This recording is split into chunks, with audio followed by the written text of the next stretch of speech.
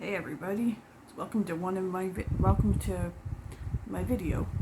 Now I wanted to talk about probably the number one tool that the Jehovah's Witnesses use to control their members, and that is fear. Fear, and I thought of a really good illustration that I wanted to use. I've always been into art and sketching and drawing, and I thought of this and I'm like, oh, that's a good idea. Is the Watchtower, they hold their members in spiritual captivity. Just like a kidnapper will instill fear in their victim through threats, physical violence, a lot of times the words that they'll say.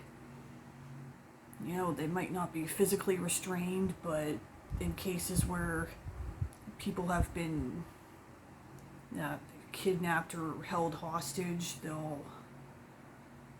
abuser or the kidnapper or the person in control will maintain that control in a lot of different ways, and they'll use a lot of different methods so that the person and then the victim will be very afraid to attempt to try to escape.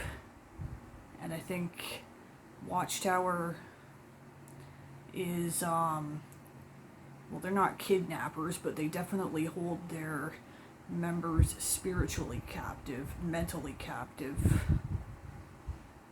And I think the number one tool that they use to do this, fear, definitely. So the illustration I thought of is Hangman. I want to, so I thought of a few examples for myself in ways that tools that the Watchtower uses to instill fear. And I think a few of the big ones. Number one, fear of Armageddon. All right! Be loyal, obey us, Armageddon's right around the corner.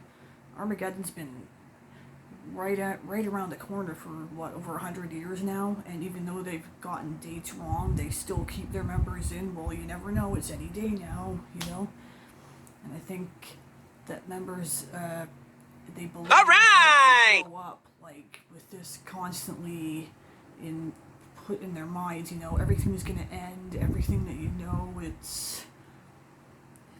now is gonna be gone, but you want to survive Armageddon, because if you don't, you'll be dead forever. And you want to see, and I think for some, there's definitely the hope of seeing loved ones they might have lost again in death. But you have to survive Armageddon in order to get to that point. So I think that is definitely one big tool. Number one, I would say. Number two, the fear of not being good enough.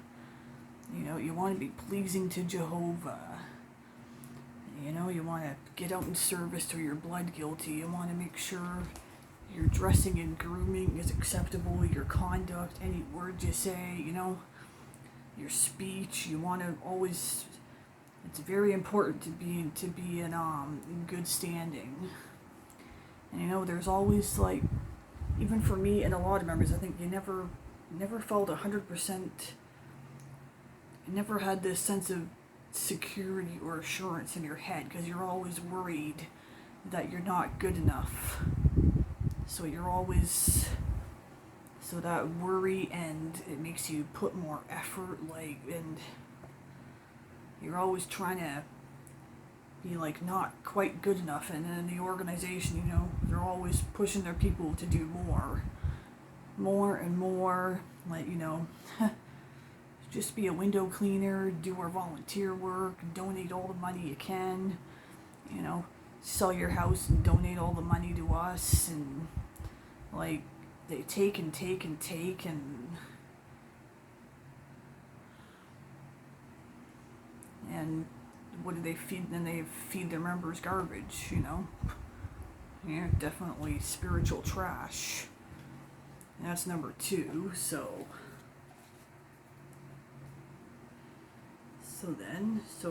for this hangman, there you go. Number 3, the blood issue. You know, refusing blood, you have to be, no matter what's wrong with you, you gotta be willing to sacrifice your life or the life of your family member, because you don't want to take blood, because then you're going to be punished, like you won't make it through Armageddon, so you have to be... I really feel for members that have lost family or friends in this kind of method, because that's... I mean, in my head, that's like, it's like the same thing as sacrificing. Animal sacrifice, kind of the same thing. Like, it's on a very similar level. It's very sad that you have to be willing to put down your life, and I doubt that the governing body members would do the same for us. I very much doubt that. That is number 3.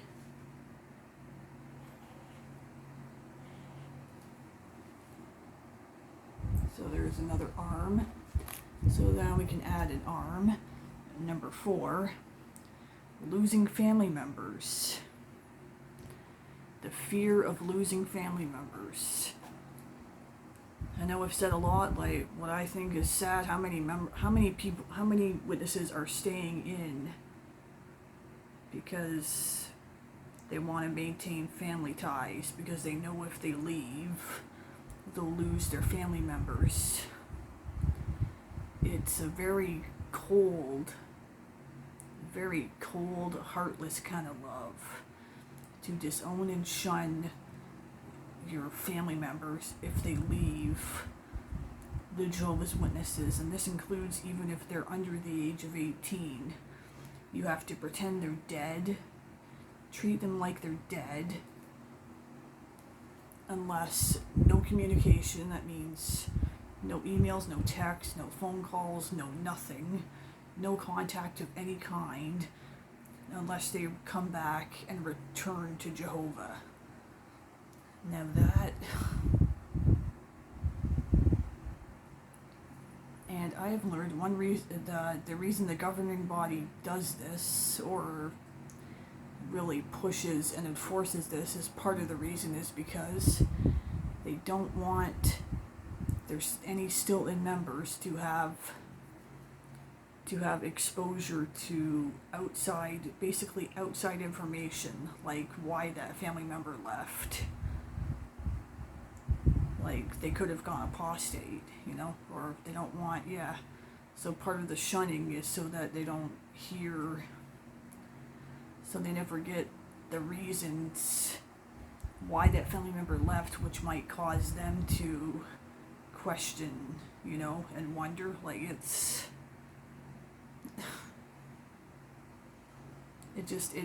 instilling fear. I think it is. Like, you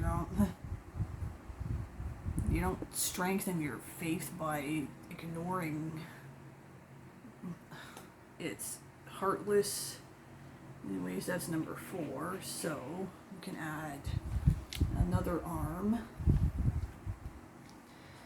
Number 5, apostates.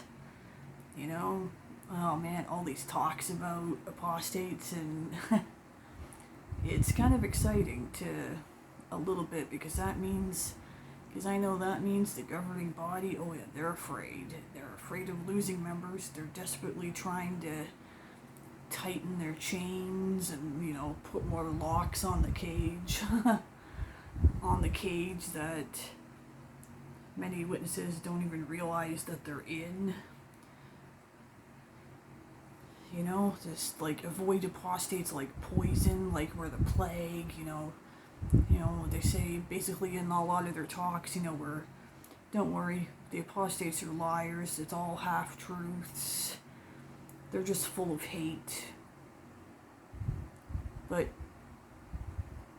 you know, it's kind of ironic, it's the governing bodies that's lying. They just want to keep you in the mental cage.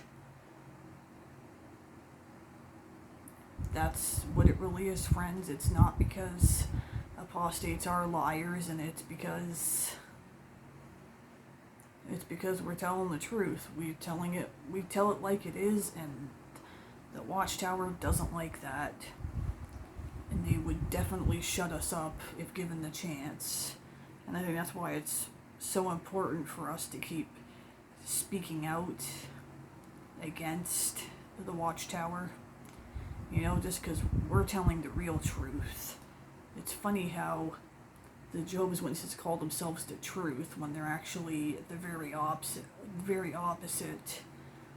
You know, when you really do your research and look outside that, when you really free yourself of that mental cage, you know,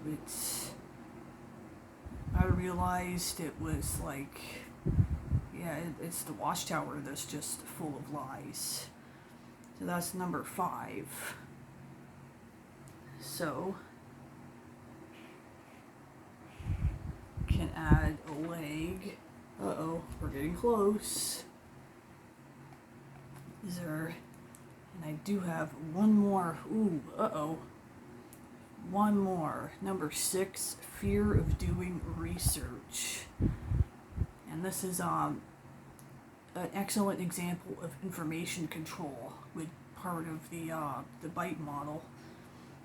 You know, the Watchtower, you know, don't question us, don't do research, avoid all outside websites, don't even watch the news, because, you know, the world hates us, so of course anything about the witnesses is going to be negative.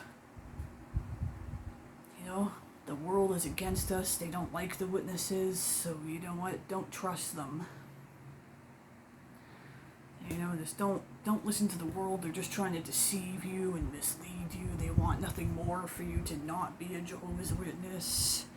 You know, and even the boldness and the audacity to say, you know, we have all the answers, so you don't even need to do research. You know, similar to a kidnapper, by really tightening the ropes and chains to have that much control, they're trying to create a dependency on them. So the governing body, that would be like controlling the spiritual food, controlling everything, like micromanaging every aspect of your life. How you can dress, how you can talk, what to think, what to wear, where you can go, you know, everything. Just like the kidnapper would be able to control, every aspect of of their victim's life in the environment, like the food and how they're treated, and, you know, until they could possibly escape. You know, I think the Watchtower is like on a very similar level, and that is the last part of this. And the hangman, because, you know, that just means the hangman, he's dead. Well, you know, this is what Watchtower, this is what Watchtower does, you know. They hang their people, you know, they make their, you know, the people get like spiritually hung, and you know what, so they die, because when you're hanged like that by a Watchtower, it cuts off circulation to their brains in a spiritual manner. And you know, and you know, the worst part is that just how many witnesses don't even realize the mental cage that they're in. They really don't. But there's good news in all this. They're more and more are waking up. They're doing their research. They're asking themselves these questions, and I think that is a great thing, because believe me, when you're free of that mental cage and you're free from being a Jehovah's Witness and able to live your life fully, it's a much better life. And your mind is free, and it creates so much more happiness. That's all I wanted to bring out in this video. Please, please, please like and subscribe if you liked this video and if you enjoyed it.